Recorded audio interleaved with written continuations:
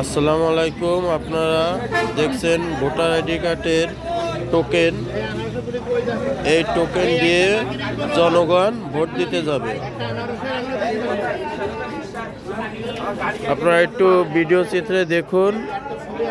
ভোটের কার্যক্রম শুরু হয়ে গিয়েছে। অনেক লোক ভোট দেওয়ার জন্য বিএম হাই স্কুলের মাঠে চলে আসছে এবং আনন্দ উৎসব করছে সবাই। আপনারা সবাই দেখতে থাকুন। আচ্ছা ছোট ভাই, তোমাদের একটা কথা জিজ্ঞাসা করি।